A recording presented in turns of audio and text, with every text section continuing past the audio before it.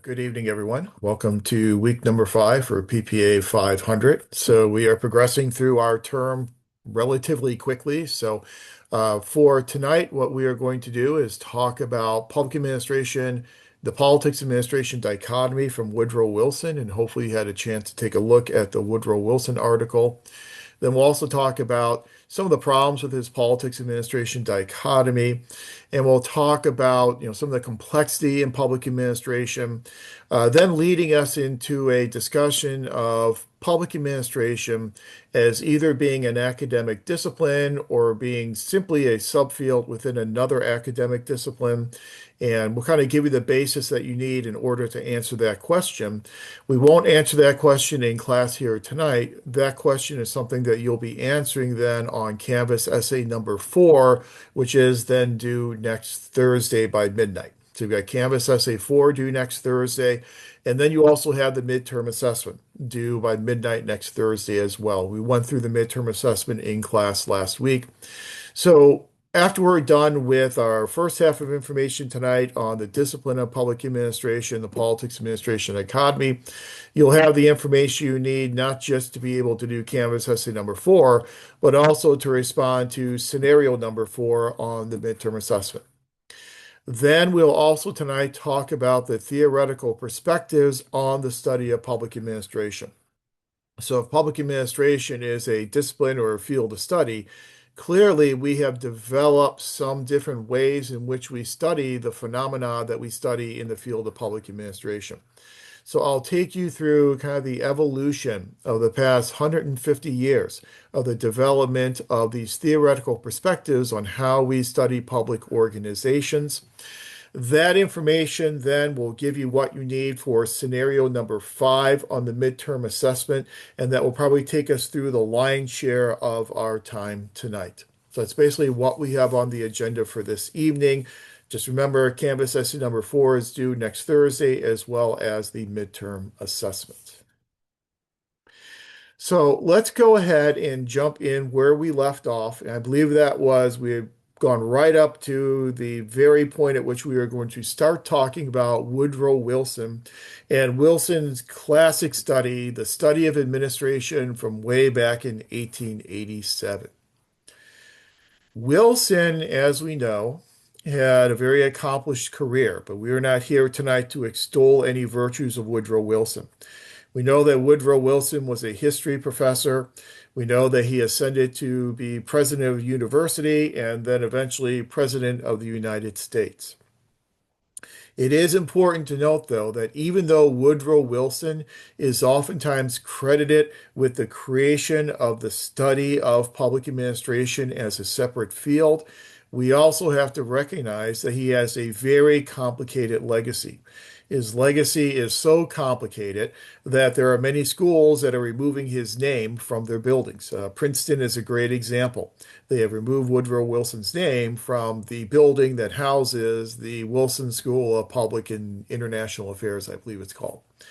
And the reason why they're removing his name and other schools are removing his name is that as historians have gone back and looked at Woodrow Wilson and looked at his history, we have found that Woodrow Wilson had a pretty unsavory history when it came to issues of race.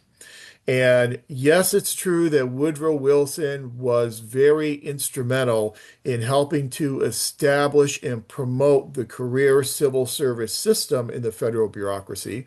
After all, the civil service system was created in 1883 in this act known as the Pendleton Act that we'll talk about next week.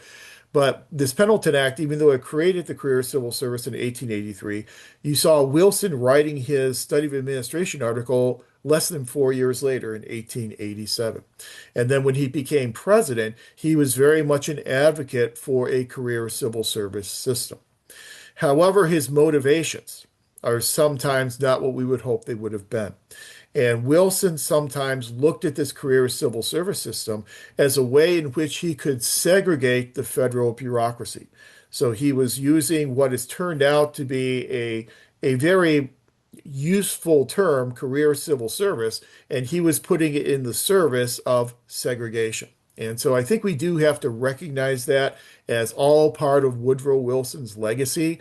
So just to emphasize, we're not extolling his virtues here tonight, but we do have to recognize the influence that he had on the development of the disciplinary field of public administration.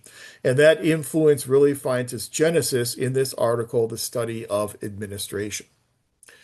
So, in the study of administration, Woodrow Wilson postulates for us the utility of separating administration from politics.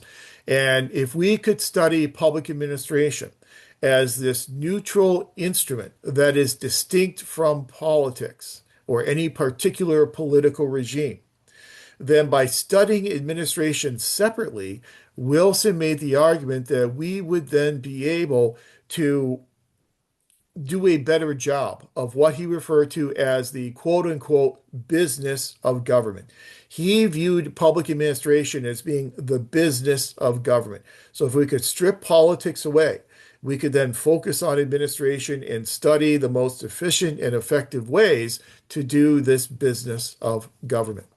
And that's what then led to this term known as the politics administration dichotomy. And if you've taken undergraduate public administration before, you are probably very familiar with the politics administration dichotomy. Politics administration dichotomy says that if we separate political and administrative work, then we will be able to better administer the policies that are being passed by the politicians. Now, this politics administration dichotomy, that we could ever have this clear break and this clear distinction, that idea fell into disfavor relatively quickly. And I think we had mentioned when we talked about accountability and ethics that public administration theorists such as John Gauss, as early as 1936, criticized this politics administration dichotomy and said it really is impossible for us to pull politics completely out of administration, because administrators are engaged in policy formulation, which is on the political side of the equation, and politicians are also involved in administration on the administrative side of the equation. So those two sides really do bleed over onto each other. Unfortunately, when people tend to teach Wilson's article, they tend to only focus on, well, he said we should have this politics administration dichotomy. But there is one passage in the article that I think is extremely important. And that's where Wilson acknowledges that politics are the touchstone of administration. By saying politics are the touchstone of administration, Wilson is recognizing that, yes, we can study administration as a separate field of study. And by studying it as a separate field of study, we then have the advantage of borrowing administrative innovations from other countries that may have a different political culture. So one of the examples that he uses is the British system of civil service. So we did not create career civil service with the Pendleton Act in 1883. Career civil service had pre-existed in other societies and other countries. And one of those places that had a very vibrant system of civil service was Britain. However, in the British system of civil service, they had certain innovations that we could borrow and then apply to our system of civil service. But Wilson points out as we borrow those innovations, we always have to be mindful of our unique political culture. That when we borrow innovations, we may need to modify those innovations to make them aligned with our unique culture. So one of the examples he uses is the idea of examinations. So the British civil service system for many years used a system of competitive examinations. However, those competitive examinations, that was a very closed system in that not everyone had the ability to sit for those competitive examinations. Those exams were closed to some individuals, only open to a very small number of individuals.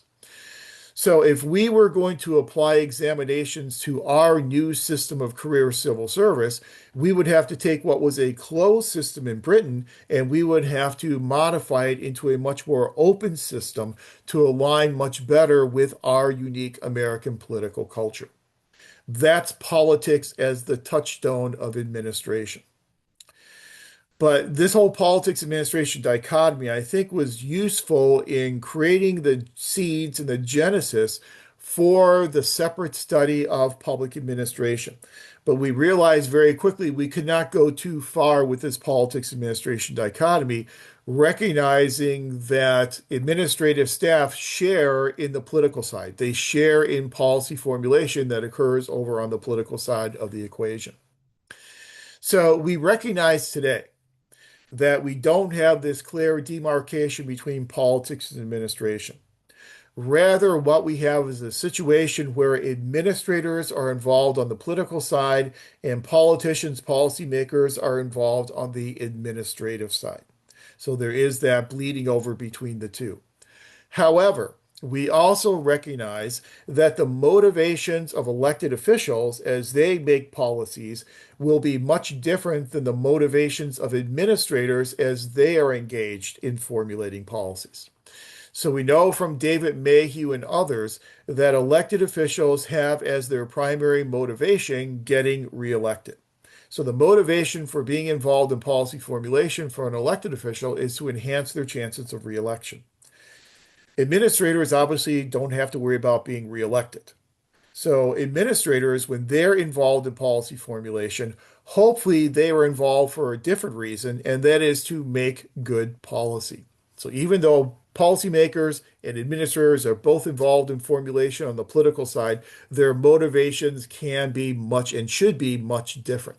And that difference in motivations is a real key issue that we look at very closely here in the study of public administration. But thanks to Woodrow Wilson and the study of administration, we now have the beginnings of this separate study known as public administration. So let's talk a little bit about this study of the field of public administration. And I think Don Kettle, in his book, points out to us some really interesting generalizations that we can make about the study of public administration.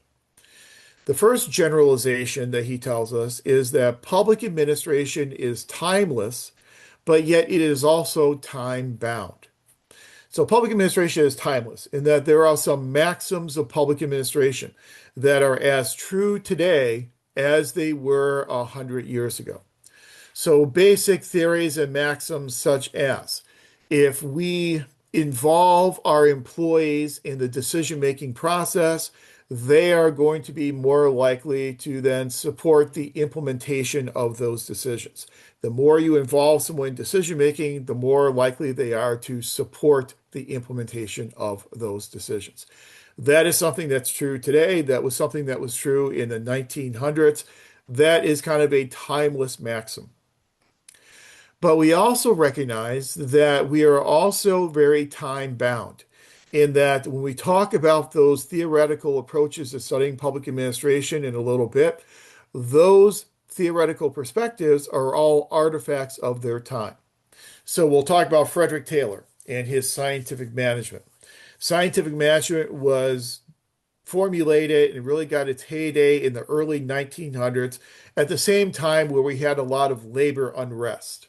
And so one of the goals of scientific management was to try and quell some of this labor unrest by taking this scientific approach to how we manage work within our organizations. So absent that labor unrest in the early 1900s, we probably would not have gotten this theory of scientific management. It was very much an artifact of its time. So we're timeless, but we're also time-bound. Public administration is also universal, but it is culture-bound and varies according to situations. So public administration is universal. We know it's ubiquitous. We know that every aspect of our daily lives is touched in one way or another by public administration. We established that early on in one of our first class sessions together. But we also know that public administration is also culture bound. You know, my favorite answer to everything is it depends. Well, this is your it depends answer. That public administration is really culture bound. It really depends upon the situation in which we find ourselves. It really varies according to the situation. We also know that public administration is complex, and we'll talk about this topic on the next slide and talk about some of the reasons why it is so complex. But public administration is complex, but it is only intelligible, it's only understandable by simplified modeling or a step-by-step combination of models. In other words, because it is so complex, we need to understand it through the creation of theories and models. And you're familiar with theories and models from undergraduate research. A theory postulates a relationship between um, two abstract concepts and two abstract constructs that are very difficult to measure. So that postulation is kind of at a more theoretical type of level, hence the reason why it's a theory. But in order to actually measure that theory, we have to distill it into specific research models. And that's what we do in public administration. We develop theories and then we distill those theories into measurable models and then use those models to understand the phenomena that we are studying. That is what you do when you're trying to study complex phenomena. So we admit that public administration is so complex that we have to develop theories and models to try and understand those complexities. And we also know it is so complex that one singular model is not going to be enough to explain our organizations. We are probably going to have to combine multiple models together to understand why our organizations are structured the way they are, why our organizations operate the way in which they do, why they engage in the behaviors that they engage in. So we've kind of establishing a basis here for in public administration, we have to do a lot of theory and model building. And that's kind of what you see in a lot of academic disciplines. So where does this complexity come from? When you read the Woodrow Wilson article, you probably saw that another one of his justifications for having a separate study of administration is how complex administration was in the late 1880s. Well, if Wilson thought administration of government was complex in the 1880s, imagine what he would think about the complexity in administration today. So public administration is extremely complex. So where does that complexity come from? Number one, it comes from the interconnections of policy making, policy formulation, and policy execution. Whenever you have the bleeding over of those two worlds and you have administrators and policymakers involved in both of those worlds, again, it makes it very complicated to try and study public administration. The need for coordination. We know today that our organizations tend to be very large and very fragmented. And one of the tendencies of any organization is that as that organization ages, it tends to become much more fragmented and much more fractured. As it becomes more fragmented and more divided and more complex structure, it becomes more difficult to coordinate all of the behaviors going on within that organization. So coordination becomes very complex as well. We also know that it's relatively unusual to have one government agency responsible for all aspects of implementing a policy or a program. Typically, policies and programs are implemented through a network of collaboration between different organizations. Since you have these governing networks that deliver our policies and programs, that's going to mean we have a lot of relationships going on between a lot of different elements. So we have relationships between public organizations, public-private partnerships, public nonprofit partnerships, introduces a whole myriad, kind of a spider web of relationships. Within those relationships, there are different power dynamics.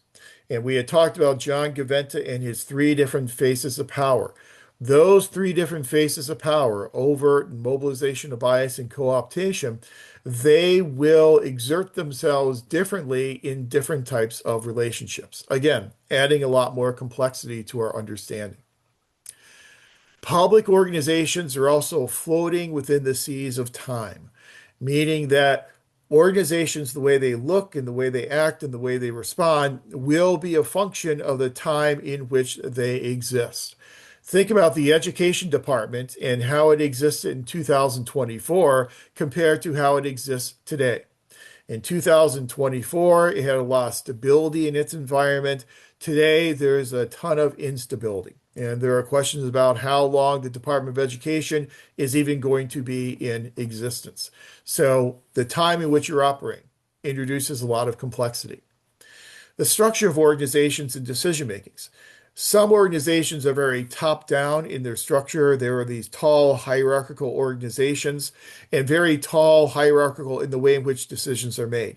Decisions are made at the top level of the organization, and those decisions are then handed down through the remainder of the organization. Some organizations are much more bottom up in nature in that they're a flatter type of hierarchical system. You think about something like a commissioner form of government, where you have 3 or 5 commissioners who are running that organization. That is much flatter type of hierarchical system. Information. Information is everywhere today. And so, where we get our information, how we determine what is credible versus non credible information, uh, the rise of social media means that there's a lot of unvetted information that is floating out there. And so, it makes it much more complicated for us to parse through all this information to decide what information we should really use in order to render our decisions. We also know that a lot of existing information is disappearing relatively quickly. And this is something that Kelly Janicek talked to you about when she did her presentation. The fact that a lot of these databases that used to be up on government websites for many, many years have now started disappearing. And so a lot of librarians are working overtime and scrambling to try and archive all this information to make sure that information still exists for not only students, but for decision makers to be able to use. So sometimes that access to information, ironically, is actually becoming a little bit more difficult because of what's going on with that availability on government websites. How you structure your organization in terms of, is it structured around a physical headquarters, or is it something that is fragmented across multiple field and regional offices? You think about the Department of Agriculture that has offices spread all over the country in all states across the country. That is a very disaggregated way of running the organization. So you have other organizations that have one physical location, and those would be your headquarters types of organizations. So different structures to different organizations. And then the underlying values that guide our decision-making process. So we know in the private sector, the primary values are going to be efficiency and effectiveness. We know in the public sector, in addition to efficiency and effectiveness, we have other values that we also prioritize. Uh, Things such as social equity, things such as political responsiveness, things such as the protection of individual rights, and so on and so on. So when you have more than just 1 or 2 values that you are held accountable for, it oftentimes adds additional complexity to studying public organizations. We also know that because of this complexity, that the reality of public administration is too complex to be explained by any type of abstract theory. So we have to take our theories and distill them into specific models. But we also know that it's too complex to use only one single model. So the world is so complex in public administration that there is no one size fits all approach. Instead, we develop our theories and our models specific to the situations in which we are dealing at that point in time.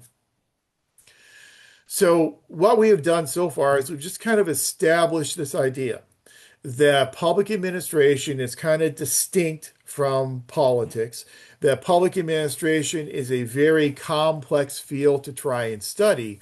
And that then lays the framework for this discussion of, well, what is public administration? Is public administration its own standalone academic discipline, or is public administration just a subfield in another academic discipline? But to really start to get at answering that question, I think we need to get to the root of the issue and really talk about what are the elements of an academic discipline. Here at Cal State Long Beach, you have dozens upon dozens of academic departments offering hundreds of academic programs. You can go to the Department of History or Physics or biological sciences or criminology or sociology or psychology. So we have all these different discrete um, academic disciplines. So my question to you is, what are the characteristics or what's the primary characteristic that makes something an academic discipline? How do you know an academic discipline when you see one?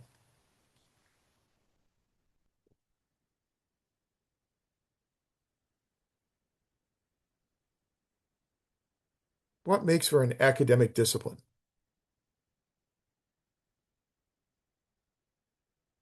Any ideas? Can I throw an answer in there? Oh, go for it. Yeah.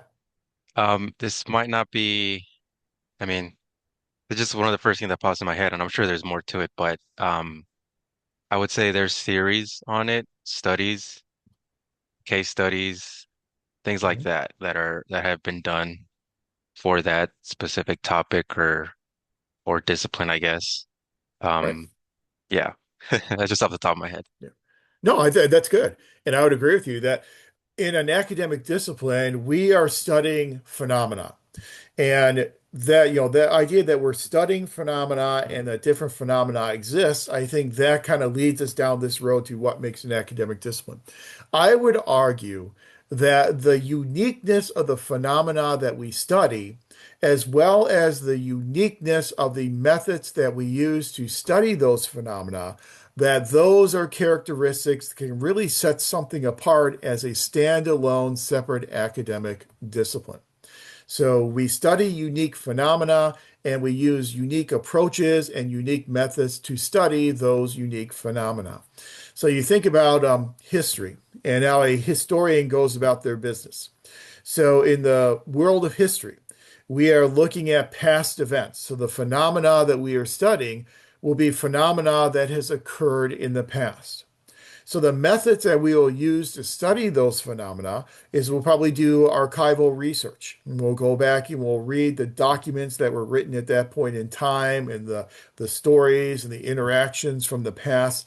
And that's how we're going to go about our business in the discipline of history.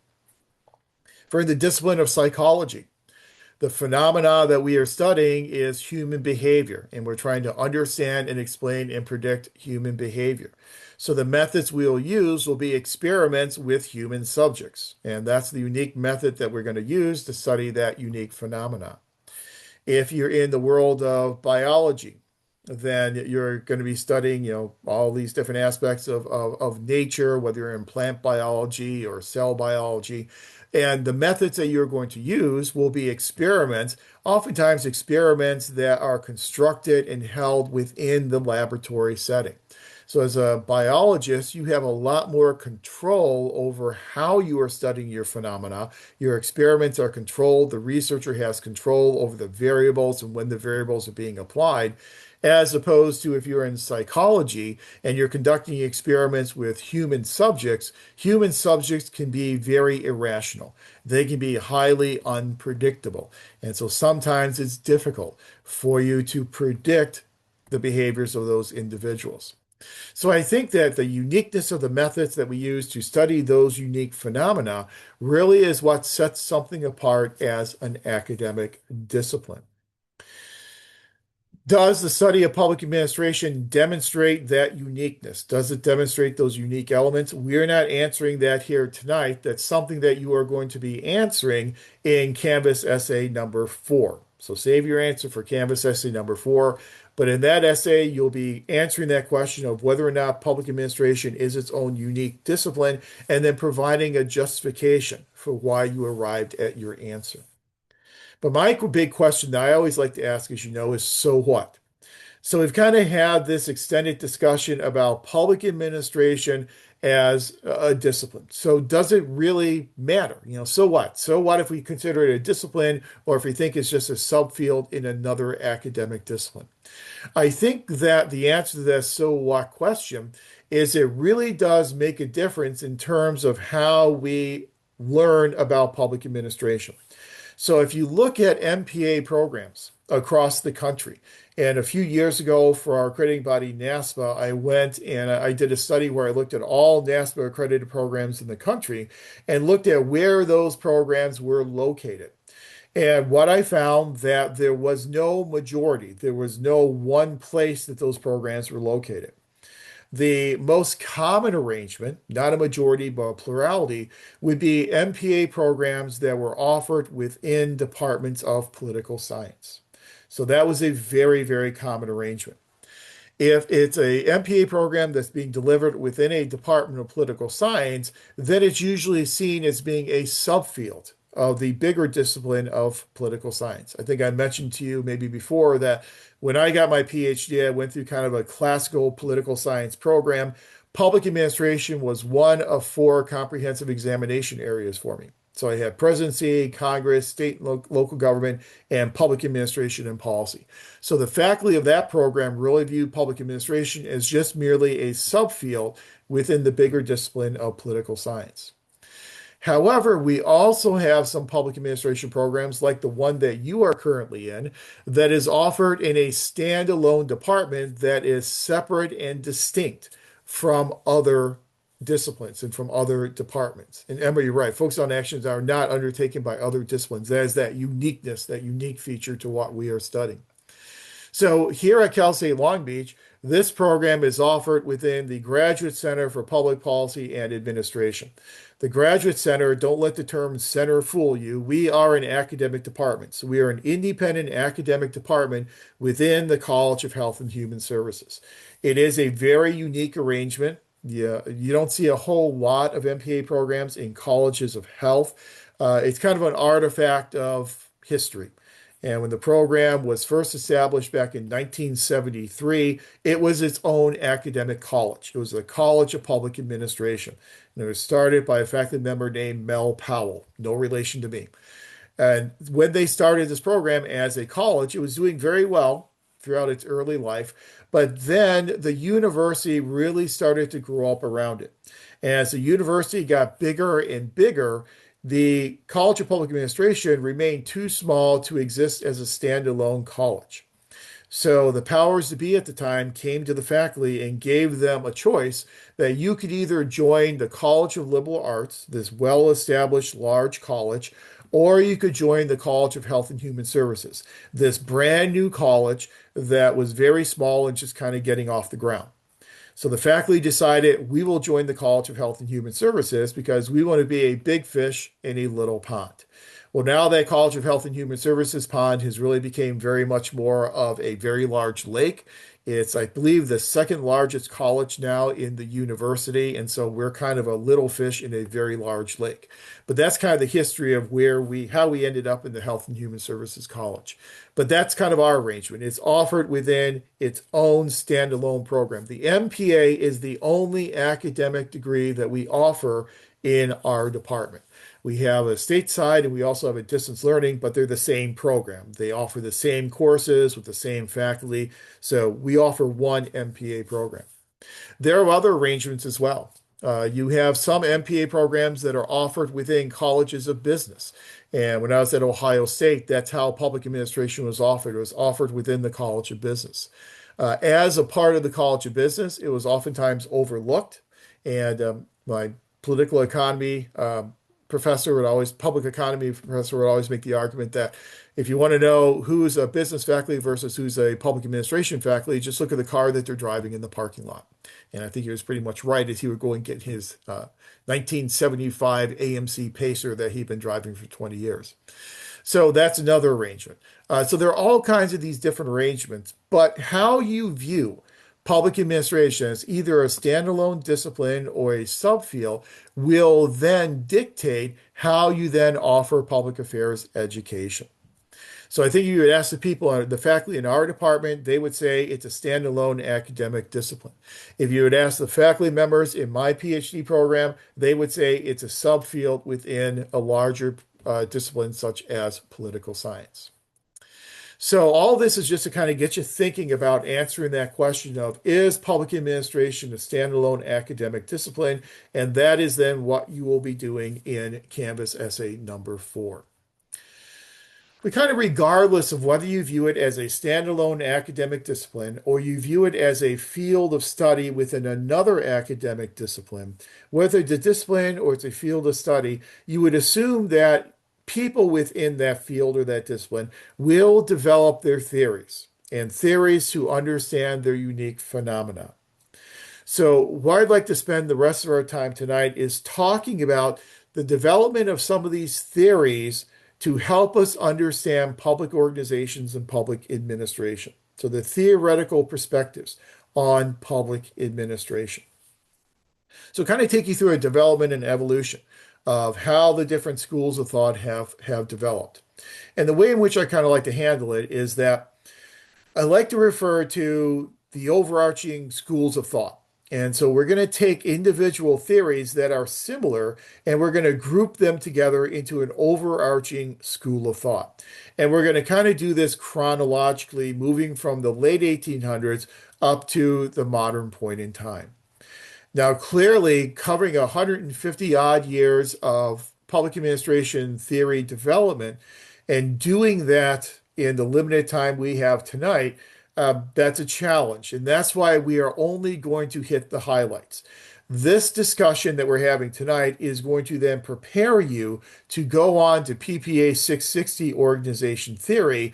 And in PPA 660 organization theory, that is where you will get a lot more of the granular details on these theories. You'll talk about additional theorists within schools of thought. So, all we're really doing tonight is just illustrating some of the major theories in the different schools of thought to kind of give you a sense of the theoretical perspectives on public administration and how those perspectives have evolved and changed over the years. This information serves a duality of purposes. Again, one purpose is it allows you to kind of get some insight into the organization theory class. Second thing that it does is it really speaks to one of the main functions of public administrators. And one of the main functions we engage in is leading and managing our organizations. So these theories have all been developed to try and give us some insight into how to more effectively and efficiently lead our public organizations. So, where we usually start this discussion is with a school of thought known as the classical school. The classical school can contain a lot of different authors. The three authors that we look at in our limited scope here in this class are Max Weber, and that's the person at the bottom left of your screen, Frederick Taylor, who is in the middle of your screen, and Luther Gulick, who is in the bottom right, the guy with the very impressive facial hair. That is Luther Gulick. So Max Weber, and it's pronounced Max Weber because he was a German sociologist, and so the W is usually pronounced as a V. So Max Weber, Frederick Taylor, and Luther Gulick. Let's start with Max Weber as our first classical school theorist. And the reason why we start with Max Weber is chronologically, he's kind of the first one in our chronological development. So with Max Weber, we are talking about the late 1800s. Max Weber approached his study of organizations through the lens of being a sociologist. As a sociologist, he was very interested in the phenomena of power and authority. He wanted to know where power and authority came from, and then how can we harness power and authority in order to be as efficient and effective as possible. He was a very big believer in organizations as being rational entities. Weber believed that when we made decisions, that we should make those decisions as rationally as we possibly can make them. When we make a rational decision, we collect all the information possible. We analyze all that information. We use that information to come up with different courses of action. We compare all those courses of action together, and we then select the singular best course of action, and that then informs our decision. So if you want to look in the perspective of developing solutions to problems, we select the best solution to then try and resolve our problem. That is a rational way of decision making. He was a big believer in rationality, and he believed that if we could structure our organizations to be able to engage in this rational type of decision making, that is how our organizations will be effective and efficient. He really believed in the legal, rational basis for authority. And so we won't get too much into Max Weber. You'll talk about it in 660, but he essentially lays out to us three different sources of authority. The first source of authority is what he calls charismatic authority. Charismatic authority comes from an individual, and that individual's charisma, their characteristics, their personality. So if someone leads through their personality, they lead through their charisma. The advantage of that is that they tend to create very loyal followers. That people who follow someone based on their charisma tend to really believe in that person. They either see themselves in that person or they think that that leader is exhibiting characteristics that they associate with strong leadership. But they follow the person.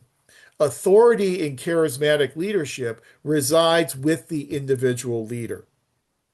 So that the problem with that is that makes it a very transient type of authority. That once that leader then leaves the organization, they take their authority basis with them because the authority is in the person, not in the position. So he wasn't a big fan of charismatic authority.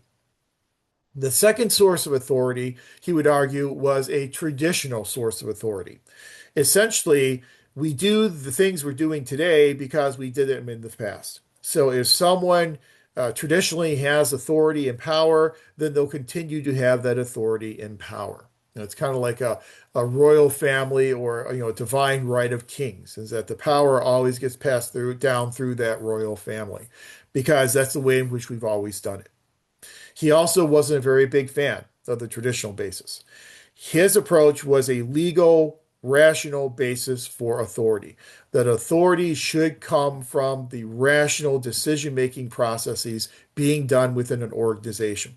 He felt that bureaucracies, bureaucratic organizations, were the utmost example of rationality. So he's a huge believer in bureaucratic organizations.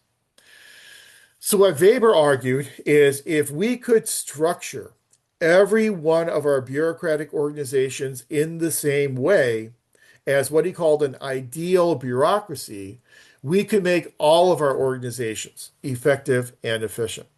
So, Max Weber was a very big believer in kind of this one size fits all approach, this panacea, this one way to structure and organize our institutions. And he called it the ideal bureaucracy. So for Weber in this ideal bureaucracy, an ideal bureaucracy has a tall hierarchy. And that's the first principle of an ideal bureaucracy. And you're probably familiar with this. It's that pyramidal shape to your organization structure. You have one individual at the apex of the pyramid. That's the person who is in charge of the organization. And as you move down your organization structure, you encounter more and more positions. The plurality of the positions in your organization will be located at the bottom level of that hierarchical pyramid. Decisions are made at the top of the tall hierarchy and are then handed down the different levels of the organization structure. So that's a tall hierarchy. And he wants all of our organizations to exhibit that tall hierarchy. The second principle is division of labor. He says these organizations have a lot of work that they have to get done on a daily basis. So therefore, it makes sense if we divide the labor up among all of our different employees. So everyone has their own set of tasks that they will be doing on a daily basis. So we divide up the work. We see this in a lot of our organizations. At the macro level, you look at Washington, D.C. at Congress. This is how Congress operates. It operates through division of labor. We have committees and we have subcommittees. That's division of labor. When you divide the labor up among all the different employees in your organization, each one of those employees will then specialize in their own unique set of tasks. So then you have specialization of task. Employees that specialize in certain types of tasks on a daily basis. When people are specializing on tasks on a daily basis, they then become experts. So you have an organization staffed by experts. If you're doing the same tasks day in and day out, you will know those tasks very, very well. You will be the expert in the organization. on that set of tasks. We also, in this tall hierarchy, have a unity or a chain of command. The unity or chain of command means that everyone knows to whom they are accountable. So you can look at the organization chart, you know who your supervisor is, you know who their supervisor is, you know what that chain of command looks like. Sometimes that's referred to in the literature as a scalar chain. It's just kind of a chain of command.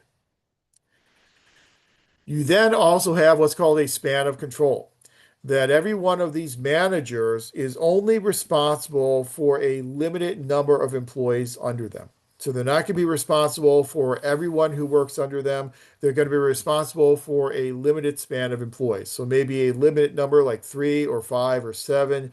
Maybe they're responsible for one unit or one division. That's a limited span of control. Just makes it more realistic for our managers to be able to do their jobs.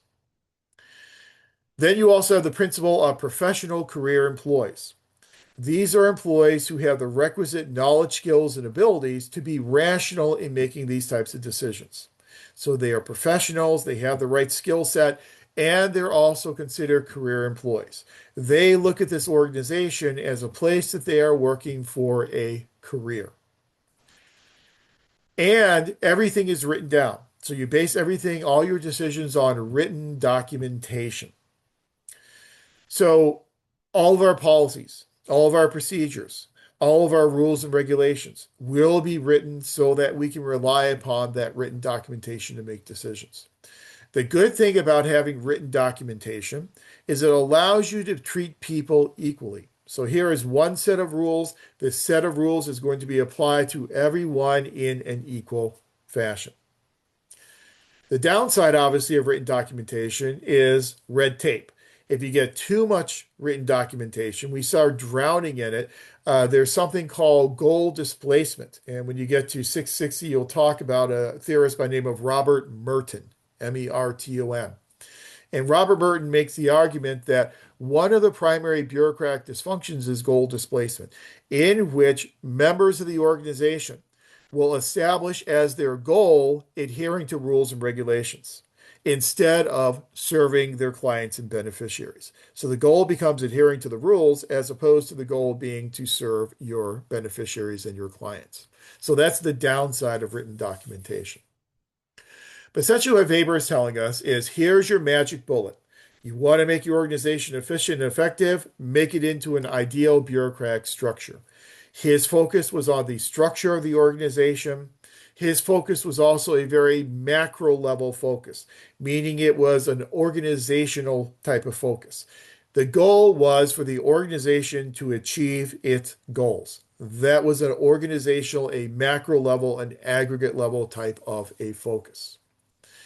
That means that Weber didn't spend a whole lot of time thinking about or worrying about the wants, needs, and desires of the employees who are working within the organization. At the end of the day, it was all about how well the organization can achieve its macro level goals.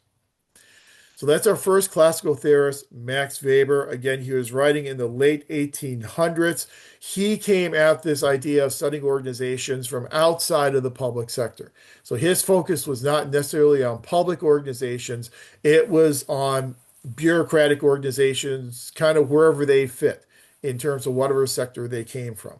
So he was a sociologist. I don't think we can really call him much of a homegrown public administration theorist.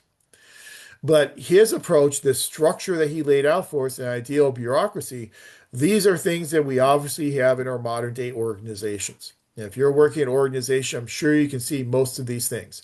You probably have a tall hierarchical arrangement in your organization chart. You probably have a position description and a limited number of tasks that you do on a daily basis. You probably have people who you are accountable to. And yeah, like Emma says, every single one. So even though this is a very old theory and there's a lot of newer theories that discredit it, it still is something that we see very much in all of our modern organizations today. And so that's why Max Weber is still one of the most influential theorists in the study of public organizations. So he's our first classical theorist. Our second classical theorist in the School of Classical Theory is Frederick Taylor. Frederick Taylor, you may have read about Frederick Taylor before. Frederick Taylor is best known for his theory of scientific management. And I'm going to try and save you a lot of the details on Frederick Taylor here tonight. When I first started grad school, one of the first things that happened to me is who will eventually become my dissertation chair, contacted me the night before class. I think it was the second or third week of classes, and said, "I'm sick. You have to take over this 3 hour lecture tomorrow morning, and you're going to be lecturing on Frederick Taylor and scientific management." So I was up the entire night learning everything I could possibly learn about Frederick Taylor and scientific management for the next morning's lecture. So fortunately, yeah, I do have a lot of PTSD on that. Fortunately, I've forgotten a lot of those details. It's been, 150 years since I was in Your graduate your school, mind has but repressed it. Your mind has repressed it. that's exactly it. Yeah, my mind has repressed it. And so I forgot a lot of those things. I'm repressing a lot of those things, but I still remember enough to tell you about Frederick Taylor and scientific management. So Taylor is this second classical theorist. He was writing in the early 1900s. Scientific management really met its heyday in the 1920s. That's when it started being adopted on a whole scale basis across the private sector. What Frederick Taylor was interested in is he was interested in trying to achieve efficiency by focusing on the work processes that go on within the organization. So Taylor felt if we could analyze all the jobs that go on a daily basis in the organization, and we could basically deconstruct all those jobs into their component elements, we could make our organizations more efficient. So his goal was searching for the one best way to do a job. And he felt that there is one best way to do every single job within a given organization. So this is what then spawned his theory of scientific management. What he would do in order to search for this one best way to do the job is he would engage in what he called the time motion studies. In a time motion study, you would literally have someone standing with a stopwatch positioned behind someone who is doing a job. And that person with the stopwatch would then time every single movement that that individual employee took in doing that job. So they would time, for example, the one job they looked at initially was a very simple job of shoveling pig ore. So you had a pile of pig ore and you had a worker with a shovel. So the analyst would stand behind them with a stopwatch and would time how long it took the person to pick the shovel up, put the shovel into the pile of pig ore, lift the shovel full of pig ore up, take that shovel full over to a cart, dump it into the cart, return to the pile, and start the process over again. The idea was that if you could identify all the efficient movements, and those are movements that Taylor referred to as the true movements, if you could identify all the true movements and then identify what he called the false movements, any movement that was inefficient and didn't contribute to doing the job efficiently, you could then eliminate all the false movements, combine the true movements together into his mythical one best way to do the job. Once you've established the one best way to do the job, you then go out there and hire employees who have the skills to do that job in the one best way. You hire them, you teach them the one best way to do the job, and then you observe and manage them on the job to make sure they're doing that job in the one best way. If they're doing the job in the one best way, you then reward them with compensation. So you get remuneration for doing the job right. If you're not doing the job in the one best way, then you are fired. And you are fired because you are merely a cog in the machinery of the organization. So Taylor had a very dim view of human beings. He referred to human beings in his writings as being boorish beasts. So employees are just boorish beasts. Employees as these boorish beasts who are cogs in the machinery. You think about a schematic of a machine, and you've got all these cogs with teeth on them. And as one cog turns, the teeth on one cog hits the teeth on another cog, which in turn makes that one turn, which then hits the teeth on another cog, and so on and so on. If one of those cogs has a broken tooth, then obviously the teeth are not going to meet up and it's going to grind to a halt. So you take that broken cog, you take that broken employee out of the machinery, you throw them away, you discard them, you replace them with a new cog, with a new employee. So it's a very dehumanizing view of individual human beings. Also, yeah, this is something, but yeah, this is something in corporate America, and we see this in corporate America still being used pretty commonly. Um, Still, when you have a situation like this, that when you're treating individual employees like that, obviously you're not caring much about them. You're not caring about their wants, needs, and desires. But also, when you think about it, as I mentioned previously, when this theory was being developed, it was being developed at a time of a lot of labor unrest. We had a lot of labor unrest in our factories. We had people getting hurt and people getting killed in our factories. We had Upton Sinclair riding the jungle. And so Frederick Taylor's theories are kind of trying to respond to that. He wanted to add some, as he would consider it, to be some rationality and some order to the work being done within our organizations. Also, at that point in time, one of the reasons why working in a factory setting was so chaotic is that we really didn't have a middle manager level in those organizations. You had your top level leaders, you had your employees working on a daily basis, what we call our line employees, but there was a hollow void in between those two levels. And we really didn't fill that with middle managers.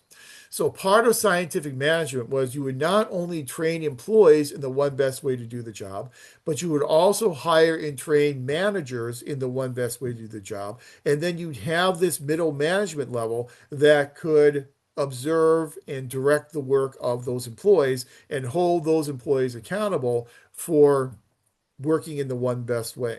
So not only do employees get compensated for working in the one best way, but middle managers get compensated as well if their employees are doing the job in the one best way. So that's what's known as scientific management coming to us from Frederick Taylor. We still see a lot of this in our organizations today, as Emma pointed out, the private sector. You see some of that in the private sector. We also have vestiges of this in the public sector as well. This whole idea of doing this time motion study and analyzing each of our individual jobs has resulted in a process known as job analysis. And we do job analysis of all of our positions in public organizations. It's resulted in what we call a job evaluation, where we take the results of each of those job analyses and we then combine jobs to job to see which jobs should be paid more money. And we do that through job evaluation. We take all that information, we then feed it into our position classification system. And so this position classification system then gives us what we call our stepping column system, whereby we can assign pay grades to each one of these positions based upon their classification. We take the results of our job analysis and we put it into a position description. And we give that position description to each one of our employees so they know exactly what types of tasks they're doing on a daily basis and hopefully how to do those tasks and how to divide up their time on a daily basis. So, job analysis, job evaluation, position classification, job descriptions, those are all artifacts of Frederick Taylor and scientific management. So, we certainly have a lot of this alive and well in our modern organizations. However, there are a lot of criticisms of Taylor in scientific management as being just too dehumanizing and not really considering the wants and the needs of individual employees. And that criticism really is what then was the jumping off point for the creation of some of our neoclassical theories, such as human relations and human resource management, that we'll talk about a little bit later on tonight. Now, once again, here we have Frederick Taylor, who is not a homegrown public administration theorist. He was directly developing his theories to apply to private sector businesses. So, what had happened is after he applied them to private sector businesses, and once those corporations felt that it was going well, public organizations started looking at the private sector and saying, well, maybe this is something we could adopt, and then started adopting it into the public sector. But yes, this was very much, you can certainly tell us, Diego, very much focused on the private sector. So, once again, not a homegrown public administration theorist. He comes to us from the business world. So, just to quickly recap our two classical theorists so far, what they share in common is they share this search for the one size fits all approach. They share this focus on the macro level, what is in the best interest of the organization. They share a dehumanizing approach to individual employees. Where they differ is that Weber focused on structure of the organization, Taylor focused on the work processes going on within that organization. Then our third classical theorist is Luther Gulick. And here, for the first time, we are now encountering a theorist who I think we could probably lay claim to as being a public administration theorist. And the reason for that is that Luther Gulick developed his theories and applied them directly to public organizations. Luther Gulick was part of this thing known as the Brownlow Commission in the 1930s.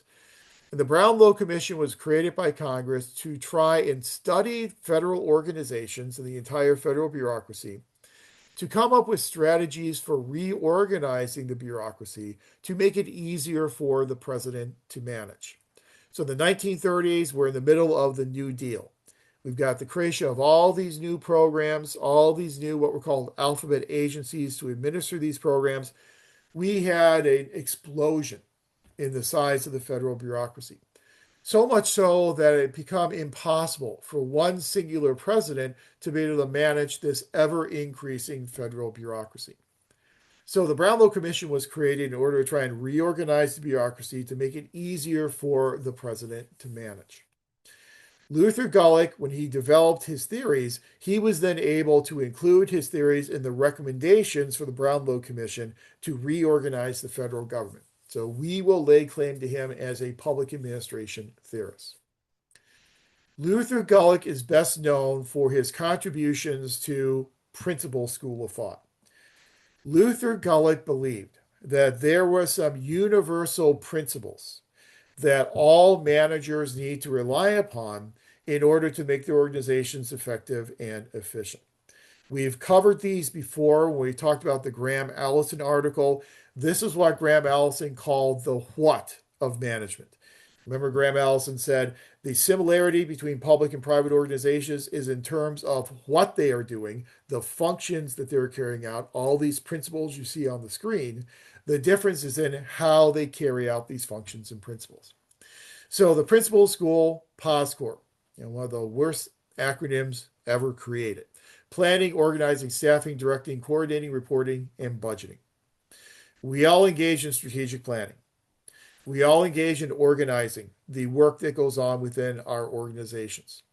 We all engage in staffing. In order for our organizations to be effective, we need to get the right people with the right skill sets into our organization, regardless if it's public or private. We all engage in directing the efforts of those who are employed within our organization. We all engage in the principle of coordinating the work that goes on in the organization so everyone is working toward the achievement of the same goals. We all engage in reporting. In order to know how well we are achieving our goals, we need to have reports. In order to know how well we are spending our money, and if we're spending our money in a legal manner, we have to have those reports and those audits. And then budgeting. We need to bring money in to survive. Money is the lifeblood of any organization, regardless if it's in the public or if it's in the private sector. So planning, organizing, staffing, directing, coordinating, reporting, and budgeting. Those are all the principles that are universal to all managers. So Gulick believed that this was essentially a managerial toolkit. So if we could teach all of our managers how to engage in these principles and these different functions, then hand them this toolkit, that would then make them effective because they could reach into their toolkit and pull out the tool that they need at that point in time. So now I need to be a planner. Now I need to be a reporter. Now I need to be a HR manager or whatever they need to do at that point in time. The similarity with Gulick to Weber and Taylor is once again, it's a one-size-fits-all approach. Here's the toolkit. This is a universal toolkit that will apply to every manager in every single organization. So that he was once again looking for that panacea. The difference is whereas Weber looked at structure, Taylor looked at work processes, Gulick is looking for these universal principles. Now, POSCORP, we talked about POSCORP a lot. It was in the Graham Allison article. We still talk about it a lot today. But there were some very serious criticisms that were lodged against this principles type of approach of Luther Gulick. Those criticisms came from two heavyweight public administration theorists. The first one is Herb Simon. And you will probably run into Herb Simon on multiple occasions in this MPA program because he was such a prolific theorist and prolific writer. Herb Simon really kind of developed his reputation by criticizing theories of others. And he was very good at poking holes in existing theories. And the holes that he poked in Gulick's principles theory is he made the argument that these are not really principles, but instead they are proverbs. And he referred to them as proverbs in a very pejorative type of manner. He said they're not really principles, they're not universal principles, they are just kind of stories. And just like a proverb is a story that you can find one proverb that will run counter to another proverb, it's the same type of thing here. You can always find one principle that will run counter to another principle. So if you're planning, does that mean you're not directing? If you're coordinating, does that mean you're not budgeting? And so he really had a lot of concerns about these principles as being universal principles. And the second person who had a lot of problems with this theory was Dwight Waldo, another big heavyweight in public administration literature that you'll run into again and again in your time in the program. Dwight Waldo's criticism was that these are not scientific principles. Gulick presented them as scientific principles, that he had done research and he had found scientifically that these are the functions that all managers need to learn how to use. And it was presented as science. Waldo argued that it was more pseudoscience than it was science because he said that these principles are all very value laden. And they're value laden because they are all developed for the purpose of exploitation. They are all there to try and exploit the labor of employees. And there is very little justification provided by Gulick for that type of social exploitation. So he thought that Gulick was developing these principles for the purpose of just kind of trying to contribute to that top down type of direction and exploiting, getting the labor out of these employees, and didn't have a good bit of justification for why these really are scientific in nature.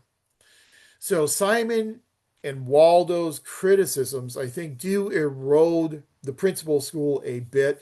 When you get to 660, Gulick is only one of the principles authors that you'll talk about. You'll also talk about people like Henri Fayol. You'll talk about people like James Mooney. We just focus on Luther Gulick here because he really is kind of our first homegrown public administration theorist who had the opportunity to develop theories and then apply those theories in the real world of public administration. So those three authors, Weber, Taylor, and Gulick, for our purposes, make up this first school known as the classical school. Now, the classical theorists certainly had a lot of critics. And every time we talk about a new school of thought being developed, that new school, the impetus for that new school, was a criticism of the preceding school of thought. So, all these new schools we talk about, we're going to refer to as the neoclassical schools. A neoclassical school is essentially just a school that was developed after the classical theories and a school that was developed as a rejoinder or a response or criticism to the flaws and failings of the classical school. So schools such as human relations, human resource management, systems, those are all considered to be neoclassical theories. So when you are working on scenario number 5, and especially I believe it's question 5B, and you're asked to identify two neoclassical theories, that's what we're talking about. These theories that were developed as responses and criticisms to the classical theorists. So in terms of these neoclassical schools, let's start with the first one. We'll cover the first one, then we'll take a break for the evening. But the first one is the School of Human Relations. And in the School of Human Relations, the two of the primary three authors we'll talk about, you see their pictures on the screen. The first one is Mary Parker Follett, who is one of my favorite authors. The person next to her is Chester Barnard, and then not pictured is Elton Mayo. But let's talk about human relations theory. Now, the first author we talked about is Mary Parker Follett.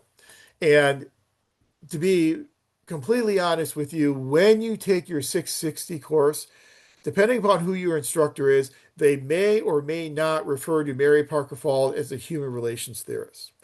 They may refer to her as a pre human relations theorist. One of the books that I use whenever I teach organization theory, the author of that book refers to her as a pre human relations theorist and then devotes an entire chapter to Mary Parker Follett. The reason why he and others consider her to be pre human relations is the period of time in which she was writing. Mary Parker Follett was writing primarily in the early 1900s, especially in the 1920s. She was writing at the same time that scientific management was at its heyday and was being adopted widely across both the private as well as the public sector. Also, Mary Parker Follett was a female academic writing in the 1920s. As a female academic writing in the 1920s, you can imagine how little acclaim and recognition she received from her male counterparts. So there's not a whole lot of evidence as some of the later human relations theorists, such as Elton Mayo and Chester Barnard, really knew about Mary Parker Follett or had read any of her theories, but they developed theories that were very similar to Mary Parker Follett. They just developed them 20 to 30 years later. Mary Parker Follett is one of my favorites for a couple of reasons. One reason is that she was really kind of this voice in the wilderness. She was this pioneer type of theorist who was pointing out the problems, the deficiencies with scientific management when pointing out deficiencies in scientific management was not cool. And she was willing to stand up and point out these problems. Secondly, I like Mary Parker Follett a lot because she likens our organization to kind of being mini democracies. And she makes the argument that we need to structure and operate our organizations as democratic organizations. So if we're going to run our organizations as kind of mini democracies, we have to acknowledge, according to Follett, that there are some fundamental flaws in a democratic system of government. She says the two fundamental flaws in a democracy are passivity of citizens and particularized interest.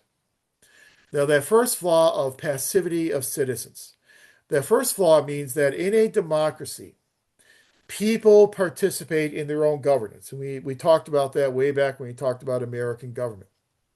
However, the avenue that most people select to participate in their own governance is going to be voting in elections. They select voting because that is the least costly way to participate. From a utilitarian perspective, you would assume that a voter is a rational, self-interested actor. As a rational, self-interested actor, we would want to minimize our costs and maximize our benefits. You can best minimize your costs and maximize your benefits and participation through voting. And that's especially true here in a state like California, where everyone gets a mail-in ballot. You don't have to, go to a polling place. You can just fill out your ballot, drop it in the mail, take it to a vote box, take it to a vote center. If you want to go to a polling place, you can drop it off at a polling place. So we've made it very, very easy and very low cost and very low effort for people to vote. So that's the avenue that most people pursue. It's a very passive way of participating. Far more passive than running for office, campaigning and doing door knocks for a candidate, contributing money to campaigns, attending city council and school board meetings. Those are much more costly, resource intensive ways of participation, but they're also much more active. So naturally in democracy, people tend to trend toward passivity. In organizations, people tend to trend toward passivity as well. The second fundamental problem are these particularized interests. And you talked about these particularized interests when you wrote your essay about Federalist Paper number 10, that very first Canvas essay that you did. This is what Madison was concerned about in Federalist 10. He referred to them as factions. Follett refers to them as particularized interests. So whenever you have a democratic situation where people are allowed to participate, you are going to have the creation of these factions, of these particularized interests. These particularized interests are probably going to come into conflict with each other. So she says conflict is not only a natural part of a democracy, it is also a natural part of a democratic organization. So her theory focuses on how do we resolve these conflicts that we get through these particularized interests coming into contact with each other. There are three basic ways in which we can deal with a conflict. One way is through domination. One group wins, one group loses. That's the worst way to deal with conflict because the group that loses is always going to be upset. They're going to be disaffected. They're probably not going to buy into whatever decision is being made. So she kind of throws away domination and says that's the single worst way to deal with conflict. Well, the second way is through negotiated compromise. That's a little bit better than domination, but it's still not ideal because in compromise, both parties give something up. So, since both parties are giving something up, neither party is going to be 100% satisfied. And so, you're always going to have some discontent in implementing these decisions.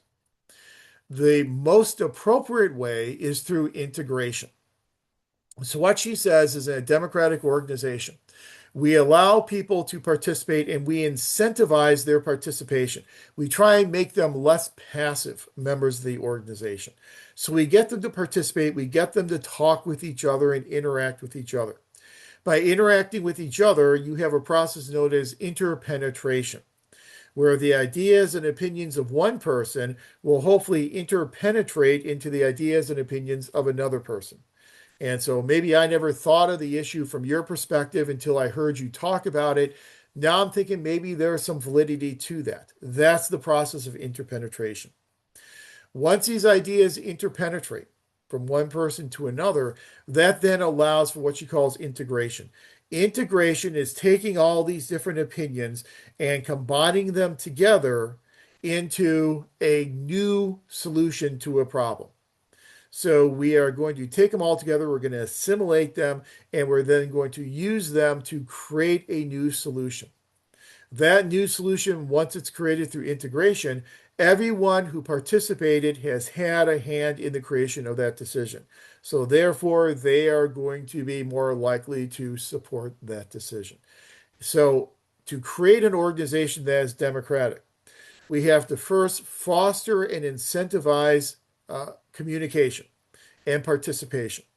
So people must be able to participate vertically and horizontally within the organization. And then once we get people participating in a much more active way, then we can resolve those conflicts that are natural to occur through integration and interpenetration. So Follett says that is how we create a democratic organization, and her model for an organization should be one of these democratic types of organizations.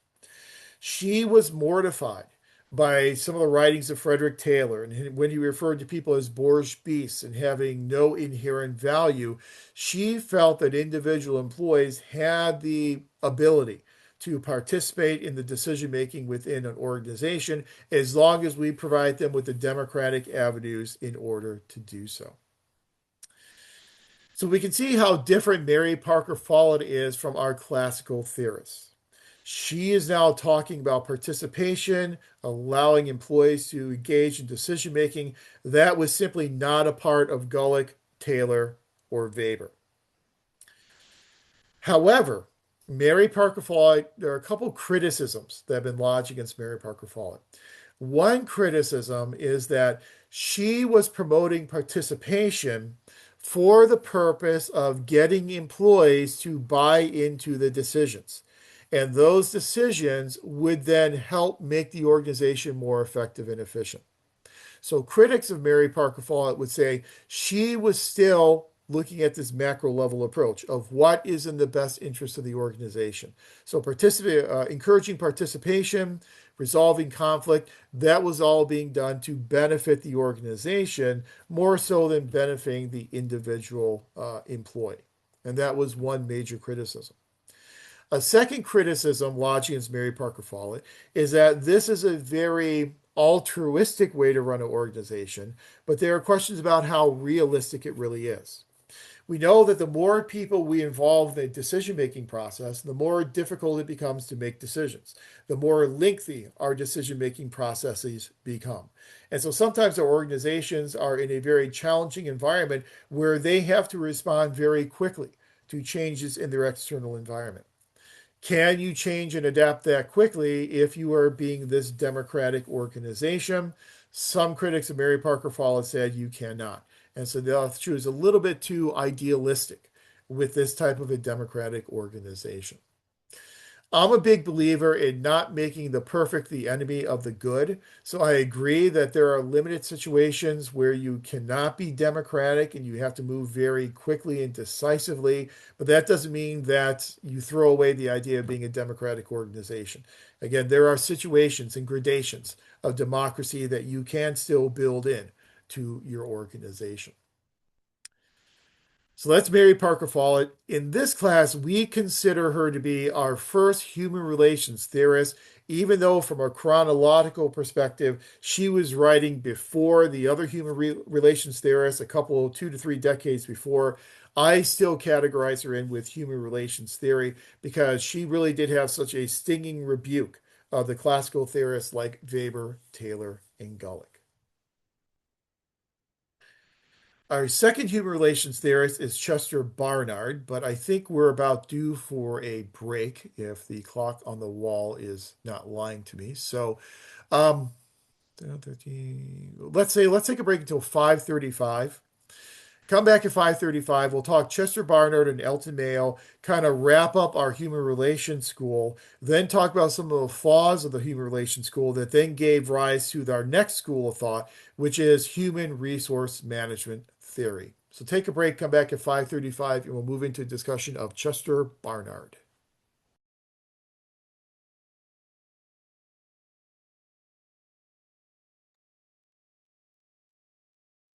Okay, it is 5:35, so we're back from break, and let's continue our discussion of Human Relations School. And the second author that we talked about in the Human Relations School is Chester Barnard. Here is another author that you're going to run into in several different occasions in the MPA program. You'll actually probably even run into him a couple times when you take PPA 660 organization theory. But Chester Barnard is best known for his work called The Functions of the Executive. And the argument that Chester Barnard makes is that in order to be effective as a leader or manager, your effectiveness is contingent upon gaining the compliance on the part of your employees. So Barnard tells us it's just not as easy as telling an employee, do this and expecting them to do it. You have to gain their compliance, their acquiescence. So Barnard really views the relationship between a leader and a employee in an organization as being very transactional in nature. So Barnard would make the argument that leaders provide incentives to these employees. If employees value those incentives, that will then motivate those employees to provide contributions back to the organization. So, what types of contributions does the organization need from its employees?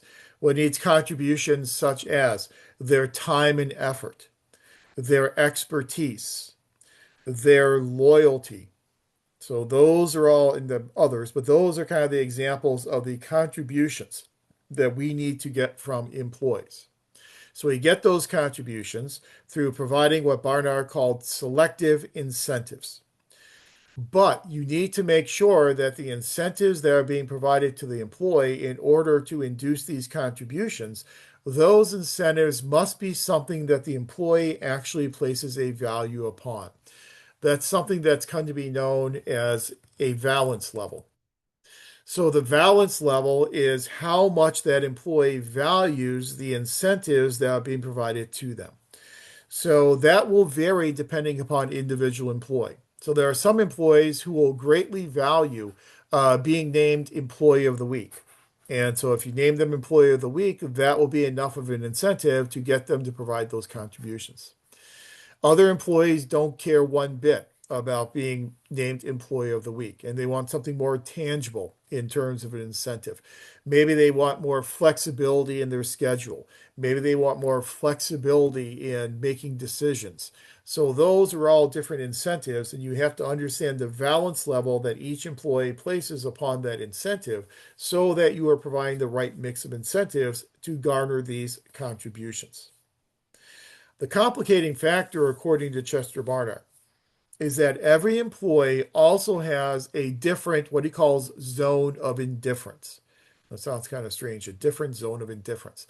But every employee has a different zone of indifference. The zone of indifference is if you ask an employee to do something that does not violate their values or their ethical standards, you are operating within their zone of indifference. So if you're not asking them to do something that violates their ethics, then they're probably going to acquiesce and do it. However, if you ask them to do something that violates their ethical standards, that's when you're going to get a lot of pushback from that employee. That is when you are much less likely to gather contributions from that employee.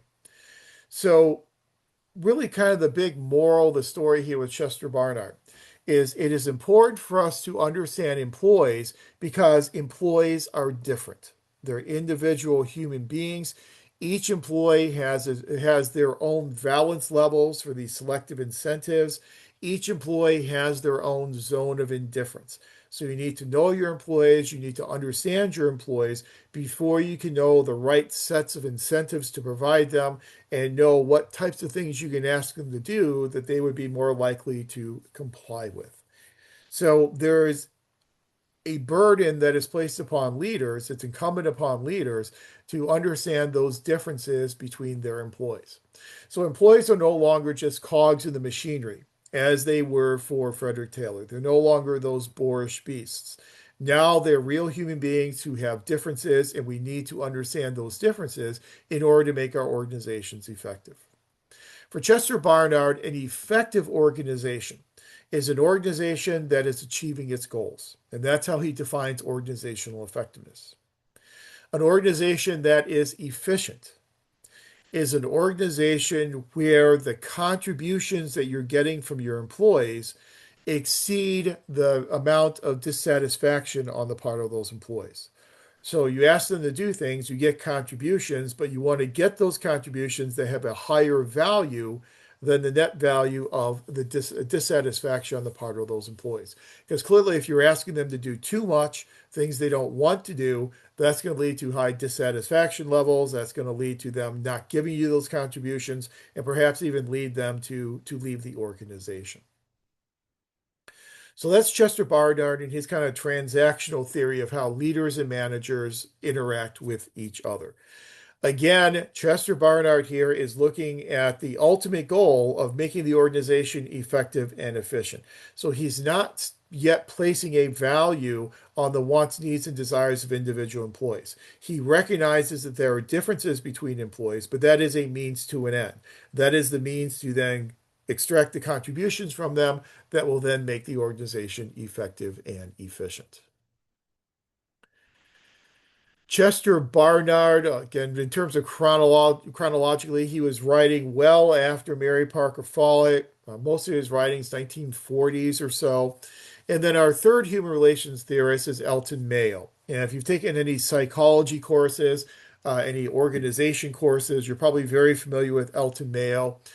Elton Mayo and his colleagues were highly interested in trying to understand what types of factors contribute to higher levels of employee productivity.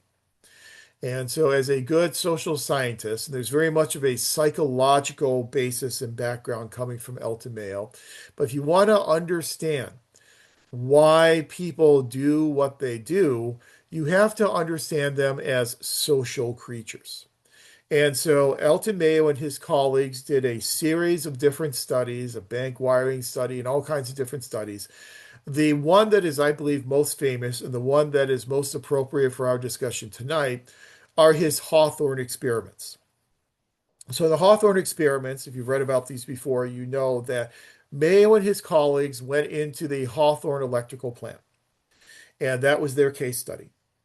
And what they wanted to know as part of their studies is what type of stimuli would affect the productivity of employees. And so, to start at a very basic level, if you change the lighting level in the factory, that will probably have an impact upon productivity. So, they said if we turn the lighting level up, people will be able to see their work better, and that will then lead to higher productivity levels. So, they turned up the lighting level and up went the productivity levels. So, you can check off that hypothesis. That hypothesis is confirmed. Well, let's do the opposite. If we turn down the lighting level, we would assume that productivity levels will go down as well because people won't be able to see what they're doing as well as they could before. So they turned the lighting level down, and what happened? Productivity levels continued to go up and went up higher than the productivity levels after the lights were turned up. So it was not the physical stimulus of changing the lighting level that was causing people to be more productive. It was the social aspect. These researchers were talking to these employees, asking these employees about their opinions about their job and their daily life in the factory. They were finally paying attention to these people. Since these researchers were paying attention to the employees, they were really catering to their social needs to be valued and their needs to belong to something and be held in high esteem.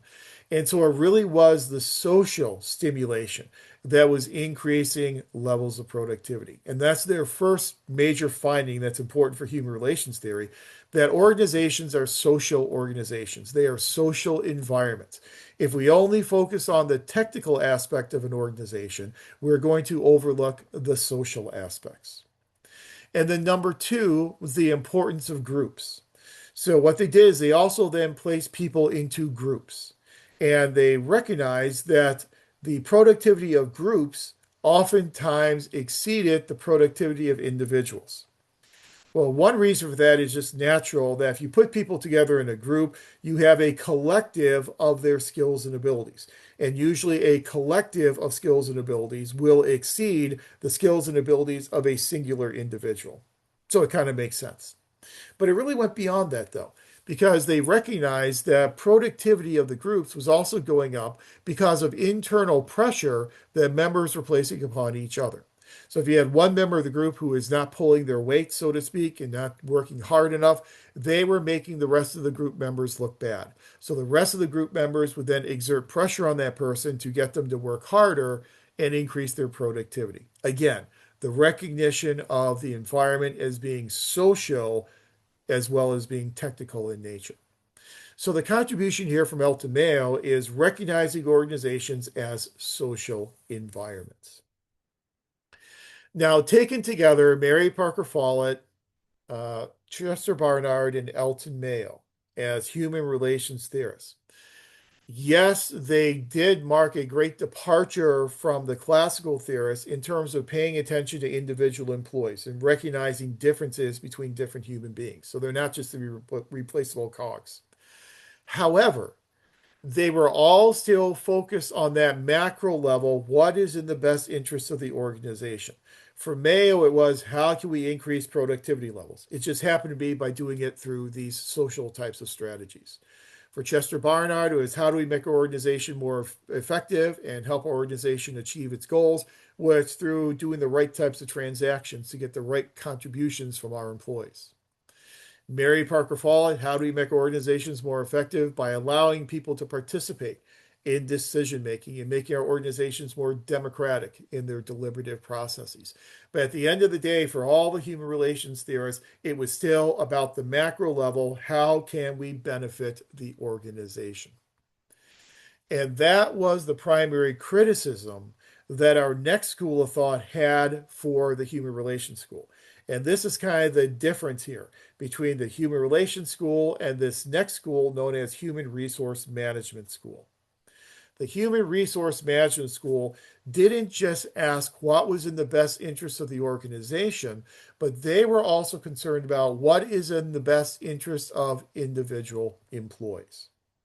So to kind of take that old phrase from John F. Kennedy and manipulate it a little bit, John F. Kennedy said, "Ask not what your country can do for you, ask what you can do for your country."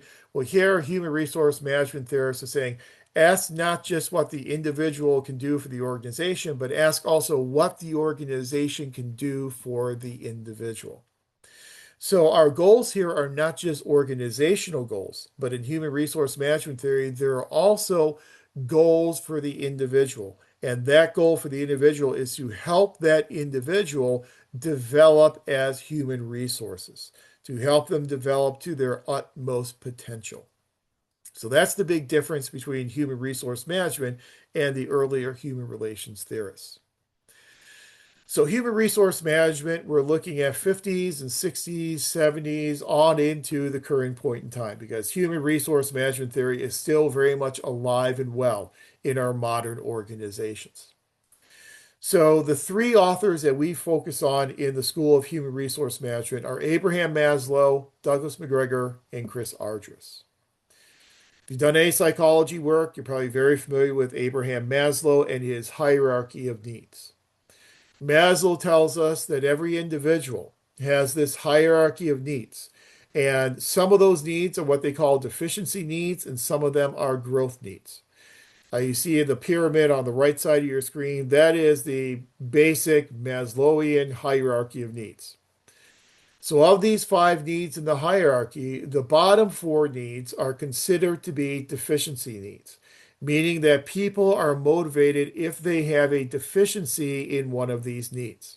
So, your bottom level on this example, you have your physiological needs. So, physiological needs such as food and water and sleep and clothing and shelter, just those basic needs to stay alive on a daily basis. Those are physiological needs. If someone has a deficiency in that they don't have shelter, they don't have clothing, they don't have food or water, they are strongly motivated to try and remedy that deficiency. And so that's what's going to motivate them. Once that deficiency has been remedied, then it ceases to serve as a motivator.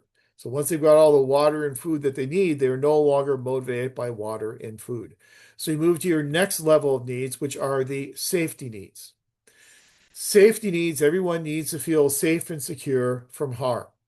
Once people feel safe and secure from harm, safety needs will then cease to be a motivator. Next level up, you have belongingness needs. People need to feel that they belong to something. They belong to a family. They belong to a group of friends. They belong to an organization. Once they've met those needs, then again, those needs will cease to be a motivator. Next level up, you have your psychological needs of esteem needs. People need to feel that they are held in high esteem by those whose opinions they value. Those four levels of needs are the deficiency needs, because once the deficiency is met, it no longer serves as a motivator. Maslow says the apex of this pyramid are what he calls his growth or being needs. The growth need is self-actualization. So self-actualization is essentially achieving your utmost potential. As the U.S. Army used to say in their commercials years ago, to be all that you can be. That is self-actualization. People are always striving to self-actualize. They are always looking to try and grow as human beings. So your self-actualization need is a need that never really ends. It continues on. You're always striving to try and grow. So the importance here of Abraham Maslow with his hierarchy is, again, it shows us that we need to focus on the needs of our employees, and the needs of our employees matter. An organization should be geared toward helping their employees continuously self-actualize, helping them continuously grow, and so they can become their utmost potential. So here we're looking at what the organization can do to give back to the individual employee. Now, one small caveat I will add here is that Abraham Maslow, later in his life, near the end of his life in his career, he revisited this hierarchy of needs and he made some changes. The one primary change that he made was to this growth need of self-actualization. He said in his later writings that self-actualization was actually too selfish, in that it only looked at the needs of the individual. But instead of self-actualization, people's continuing growth needs revolve around what they can give back to those around them, how they can leave a legacy, how they can help improve their community even after they are gone. And so that kind of became the apex here in his hierarchy of needs instead of just focusing on the individual and them trying to become the best they can be as an individual. So to see with Maslow, now we're talking about there is an incumbent requirement on the part of organizations to help employees self-actualize. So again, now we've got this two-way street, not just what contributions we get from employees, but what contributions the organization can give back to those employees.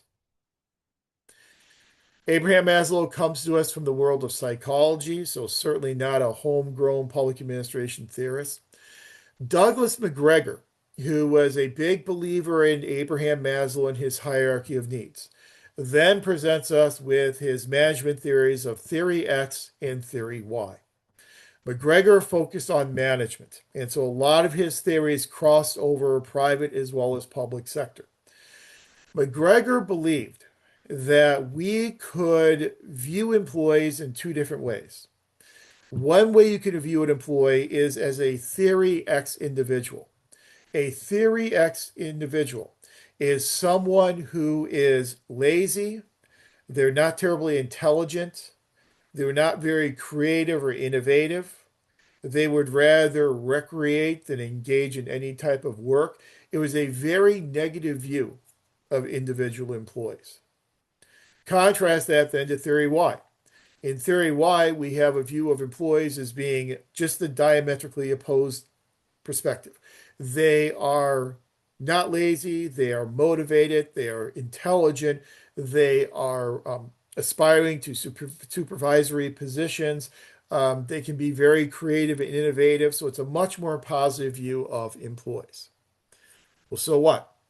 The so what here is that we have a mismatch between employees and organizations. So McGregor says the majority of our employees are Theory Y in nature. They're intelligent, they're creative, they like to work, they're Theory Y.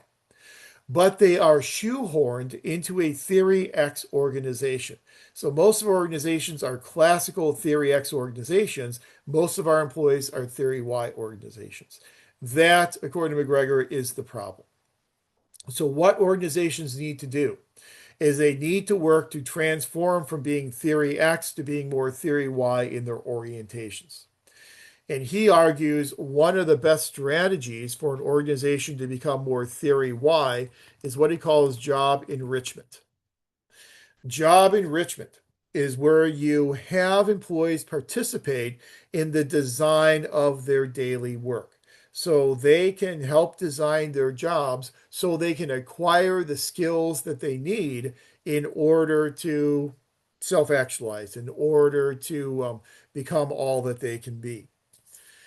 That's how they develop as human resources. And so, an example could be you have an employee who aspires someday to be a city manager. So you work into their job description the ability to float between different city departments. So they can spend some time in the rec department, spend some time in public works, in administration, and so on, so that they can learn what every single department does and how each department contributes to the overall management of the city. That would be an example of a job enrichment process. So McGregor says it's incumbent upon the organization to transform from being Theory X to being Theory Y to better match the Theory Y employees that populate that organization. Now, he is also a realist, and he realizes there are some employees who are Theory X. And you're probably thinking about where you work, and you can probably identify colleagues who you think are more Theory X than Theory Y. And he admits that. But he says the majority of our employees tend to be more Theory Y. That's why the majority of our organizations need to transform into Theory Y organizations as well. And then Douglas McGregor's student was Chris Argyris. Chris Argyris took this Theory X and Theory Y dichotomy and used it to develop his own theory of personal growth. Argyris makes the argument that people are not necessarily just Theory X or Theory Y, but instead people go through a personal growth maturation process where they will transform from being theory X to being more theory Y. So it's not just a dichotomous differentiation, it's actually kind of gradations in between. And it's a process, a growth trajectory that people go through. So Ardress argues as people go through their personal growth trajectory, they tend to aspire to supervisory positions. They seek out more responsibility and accountability. They start taking more of a long time perspective type of view of the world. And they're more interested in 5, 10, 15 years down the road as opposed to just what's going to happen tomorrow. They are much more intertwined and involved in what's going on around them. So they become more involved in their communities. They may, serve on boards and foundations, maybe as elected officials. They're really starting to get much more involved, starting and running nonprofits. They get much more involved in their community. And it really becomes more about the community than it is just their own personal wealth or personal accumulation of resources. So that is this personal growth journey that people go through. Ardress argues that the organization's responsibility is to help people on their way through this personal growth journey. You can help them on the way through the personal growth journey, for example, if you have an employee who is seeking out supervisory positions. Provide them with the skills and the training that they're going to need someday to be in those supervisory positions. Maybe incorporate them into a succession plan so that they will then be prepared when the time comes. Show them the organizational chart path that they can follow to get into that supervisory position. Perhaps maybe a leadership academy that they can attend to help them train and prepare for that type of position. So the organization needs to work with the employee to help the employee move through this personal growth process, moving closer to theory Y than being theory X in their orientation. So you can see the major difference between human resource management and human relations. Human relations was still about what can the organization get out of the employee. Now it's what can the employee get out of the organization? What can the organization do for the employee? So we're trying to develop these employees as human resources, irrespective of whether or not they stay with the organization. And I know that in this program, we oftentimes have folks who are on tuition reimbursement from their employer. It was much more common years ago for employers, when they provided tuition reimbursement, to require that their employees, once they finished their program, that they would have to stay with the organization for at least 5 years. That was a very common stipulation in tuition reimbursement programs. I don't see that quite as often today. And you oftentimes you don't have that. Yeah, a lot of it's not terribly legal anymore. But it used to be in there in those tuition reimbursements that because it was voluntary. That if you didn't want to stay with the organization, you don't take the tuition reimbursement program. So you could opt out of the tuition reimbursement program to buy yourself some freedom once you have finished your degree. I saw a big box retailer not long ago actually having a commercial where they had a former employee talking about all the training they received while they were working for this big box retailer.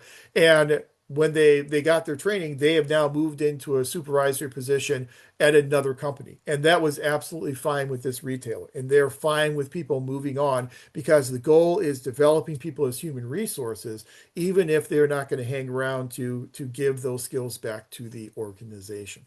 Because there is an inherent benefit in developing someone as a human resource as opposed to just what you can extract from them in terms of contributions, like it was under Chester Barnard. So that's human resource management theory. Again, we see a whole lot of that in our modern day organizations. We have a lot of employee assistance programs, EAPs, that employees can take advantage of. We have training academies, leadership academies, professional development programs. Uh, I know whenever I would do job evaluations and performance evaluations, whenever I met with the incumbent, especially on the performance evaluation, I would ask them, what types of skills do you want to develop? Where do you want to see yourself in 5 or 10 years, and what types of skills do you need in 5 or 10 years. And they would then recommend to me the types of training that would help get them there. And then that was the type of training that would then go into that section on the performance evaluation form. And hopefully, a lot of organizations are doing that type of human resource management approach. But all of these theories and schools of thought we have talked about up to this point in time have looked internal to the organization and looked at, the work processes or the structure in the organization, transactional relationships in the organization. We've really been looking in communication participation. We've been looking inside the organization. This next school of systems theory kind of gets us beyond the walls of the organization. In systems theory, we are now viewing a public organization as a part of a bigger whole. So it's part of a bigger system. And once we start viewing it as part of a bigger system, it really makes our study of those organizations far more complicated, but also makes our study far more contextual. This is really the very death of the one size fits all approach. Because not only are organizations different, but the environments that they operate in are different as well. And those environments are also very dynamic and they change rapidly. Again, I gave you the example of the Department of Education. And imagine its environment in 2024 compared to its environment today. A completely different environment, a much more challenging and threatening environment than it faced in the past. So that's what systems theory tells us. We need to understand the organization as part of a bigger whole. These systems are not permanent. They are not given. Systems can change. Systems can actually go out of existence. Sometimes the system, the environment, no longer has the ability to support the organization. And when that happens, that's usually when we see organizations leave. We see organizations go away. They either go out of existence or they merge with other organizations or take on different functions to try and alter their environment. But systems theory really talks about a very dynamic type of situation that organizations have to deal with. There are kind of two branches, if you will, of system school. The one branch is the closed natural systems approach. The other branch is the open systems approach. So in a closed natural systems approach, theorists in this approach, and Chester Barnard is one of them, will make the argument that organizations are akin to living organisms. So not to depress you too much here on Thursday evening, none of us need that, but if you look at organization as a living organisms, as they mature, as they age, they tend to decay and go out of existence. And eventually they will die out because they no longer have the energy and the resources necessary in order to sustain their livelihood. And that's just a common life cycle for a living organism. Natural systems theorists will say that organizations are the same way. That as organizations age, they dissipate energy and resources out into the environment.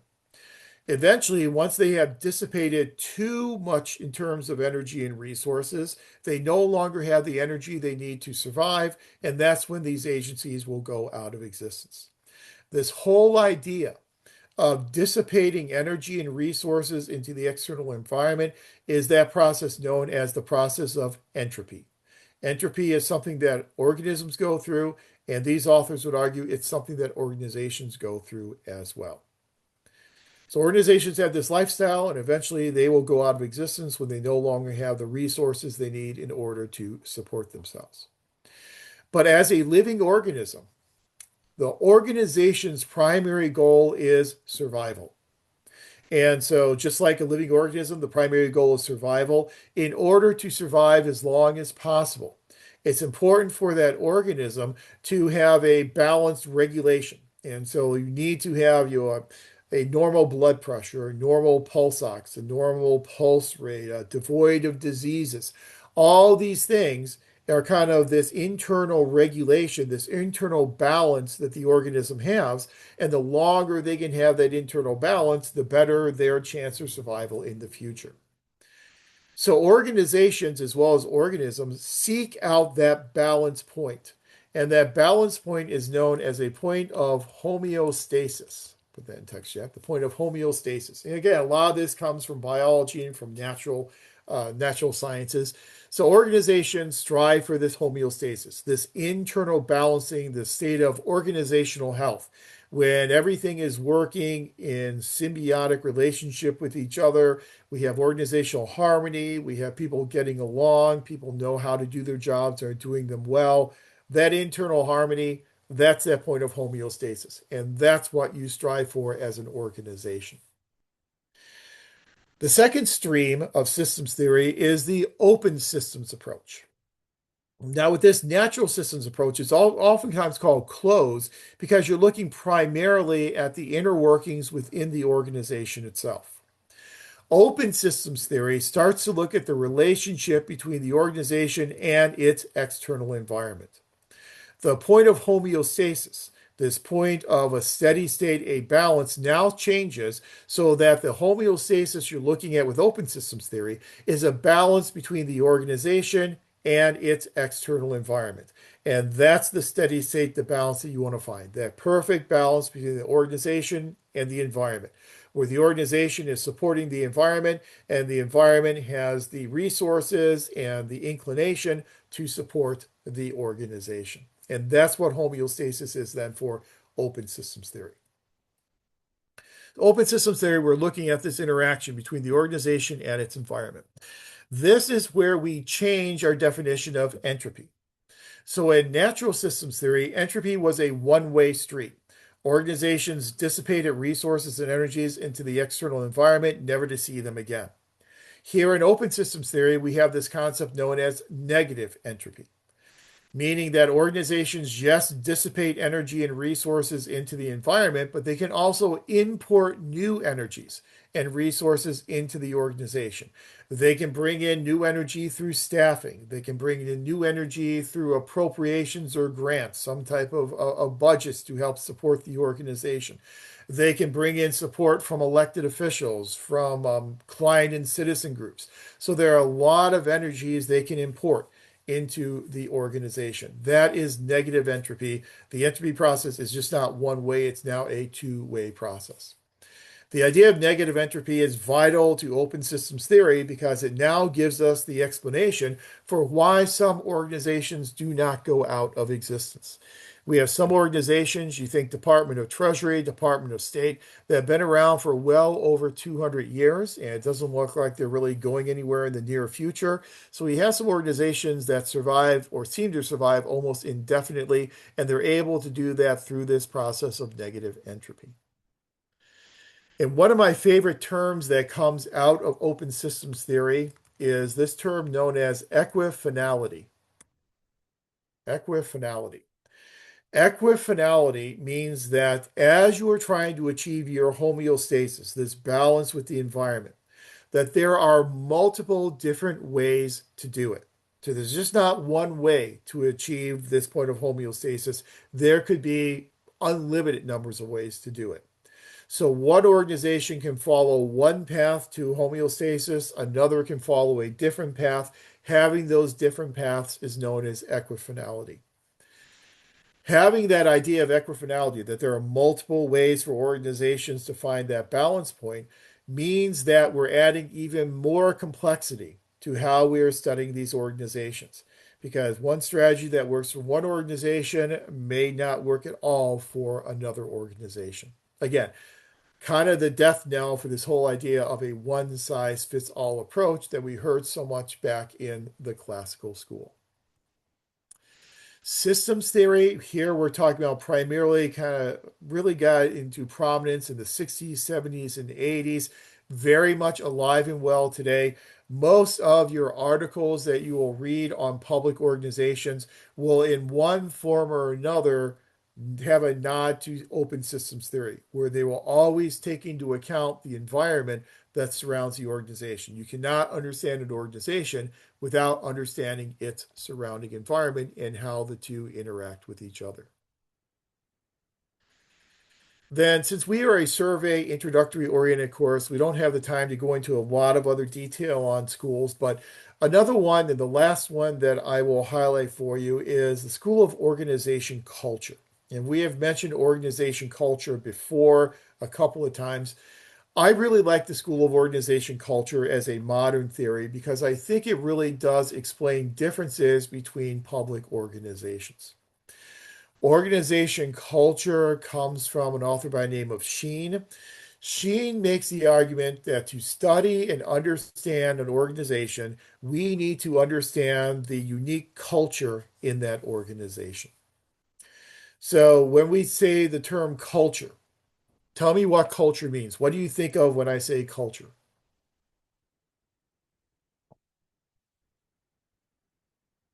What is culture? Um, a set of principles or morals that Yep. guide, yeah, an organization. Absolutely. Yeah. A set of principles or morals, practices, and customs that are accepted by the members of the organization.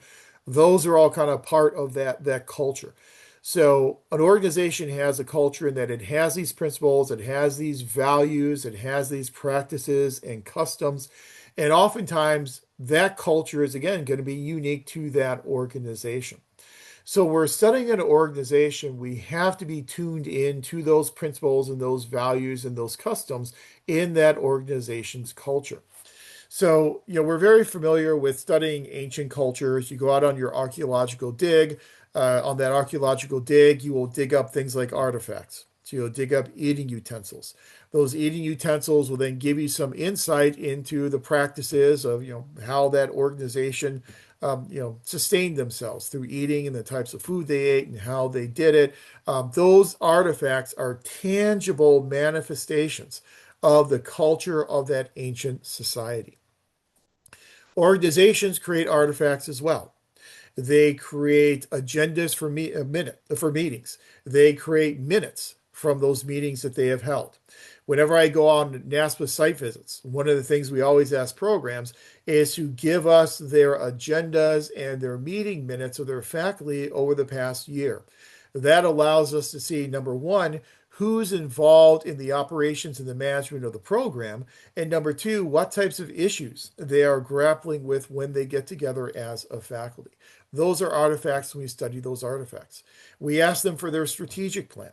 That strategic plan is another artifact. It will list for you the goals and objectives of the organization, the action plans for achieving those goals, the timetable for implementing those action plans. So that again is going to be an artifact.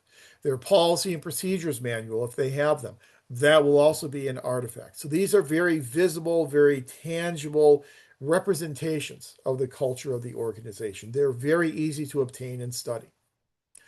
A second level is what are called espoused values. So the espoused values of an organization will be things such as here is its mission statement. Here are the values that underpin that mission statement. Our first night together, I presented to you here's the mission of the MPA program. Here are our public sector values that we use to build this mission statement. Those are the espoused values of the program. They're espoused because the program's telling you very clearly this is what they are. So that again is relatively easy to see. The third level of culture is much more difficult, and that is a basic assumptions. So at the basic assumptions level, these are just assumptions that everyone shares, hopefully, in the organization, but we don't talk a lot about. It's just kind of assumed that we are all going to behave in this manner. So it's assumed that we are going to treat each other in a collegial and a civil manner. Unless we have a written civility policy, we're probably not going to write that down. We just all assume that that's how we are going to treat each other with respect and in a collegial nature. Because those are basic assumptions and they're not written down, if we want to study the culture of that organization, we are going to have to go into that organization and sit down and talk to members of the organization and interview them to actually get insight into these basic assumptions. Cultures in organizations can sometimes develop organically, but oftentimes they are embedded into the culture by leaders. So a new leader comes in the organization and they then embed their unique organization culture into that organization. And there are a lot of good embedding strategies that leaders use in public organizations. You'll probably talk about some of those specifically when you get to 660, but just to kind of give you a flavor of them here, slogans. So I don't know how many of you had a leader come into your organization and have brought with them a new slogan for the organization to live by. And we hired my second or third year on the board, we hired a new superintendent, and that superintendent came in with her slogan, "Together we achieve more." That's a way of embedding culture. So that slogan then appeared on all the taglines of the signatures on all emails. It appeared on the stationery, all the stationery that went out appeared on the wall of the boardroom. That's a way to embed culture. What leaders pay attention to and reward and penalize will also embed culture into the organization. It's kind of this expository role modeling type of strategy where employees will look at if someone is being rewarded for a certain type of behavior, this is obviously a behavior that is valued by the organization. So perhaps it's a behavior I should start engaging in. If you see somebody being penalized for behavior, well, that's something I want to avoid in the future. One of my favorites is the use of physical space as a signal to organization culture. So when you have an office that is full of a bunch of cubicles and everyone's working in isolation, sometimes you don't have a whole lot of teamwork. And if you want to achieve more together, you may want to redesign that physical space so that you have group work, shared workspaces, so people actually can get to know each other and start working together. The use of physical space is really, there's a whole body of literature in public administration looking at the impact of physical space on the behaviors and opinions of people who occupy that space. And there's a very famous study on Pruitt-Igoe, the housing project that is now gone, but it was a monstrous housing project that was very hard to maintain and it was really falling into disrepair. And the reason why it was falling into disrepair is because the way in which that building was structured was not very user friendly.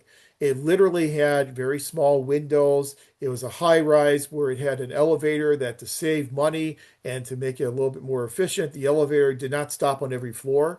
So if it stopped on even number floors and you lived on an odd number floor, you have to either ride it up and walk down or ride it to a level below and walk up. It was just not a very user-friendly type of physical space. And because it was not a user-friendly physical space, people who lived there felt devalued and they felt that they weren't really being taken into account, and so why should they take care of this building if this building is not taking care of them? It's a very famous study that really has really reoriented the way in which we do public housing in this country. So I think organization culture is a great school of thought for today's organizations because I do think you can make a compelling argument that every modern organization has its own organization culture.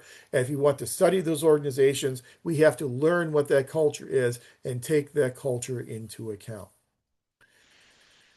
So let's kind of wrap all this up and get you out of here tonight. So we have kind of covered again a few authors that we've kind of picked and chosen out of that 150-year history of the theoretical perspectives on public administration.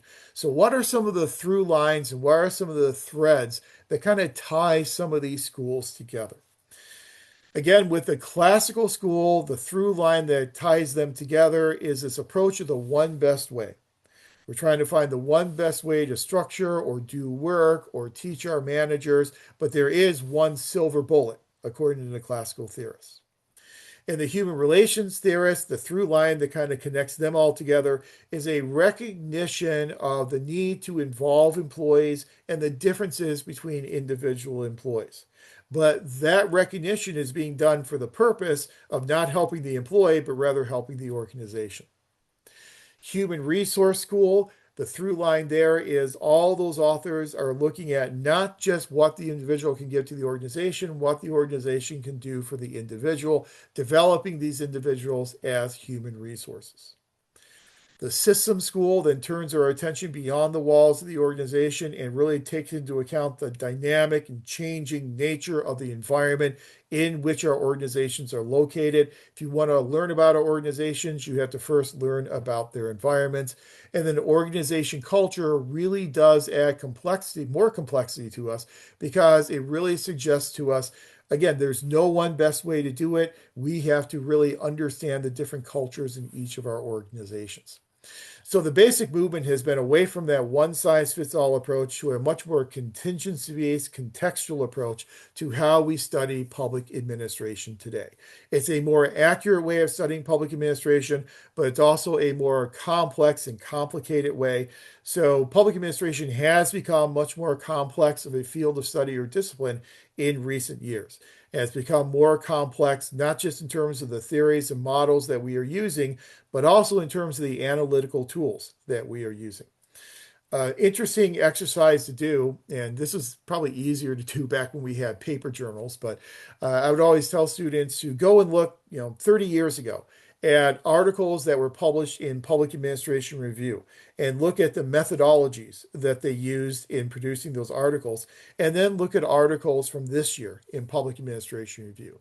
And you're going to be shocked by the added enhanced sophistication in our theories, models, and especially in the types of statistical analyses that we use in studying public administration today compared to what we used to use a few decades ago. So this hopefully prepares you to go ahead and take PPA 660. So when you hear these schools and you hear these theorists in 660, it's not going to be new to you. You'll just get a lot more detail and a lot more, like I call it, flesh on the bones on organization theory once you get to 660. This also provides you the information you need then for scenario 5 on your midterm assessment that is due by midnight next week. We clearly do not have time to do breakout rooms tonight, so we will just forego those breakout rooms and we will call it quits now at 6:25.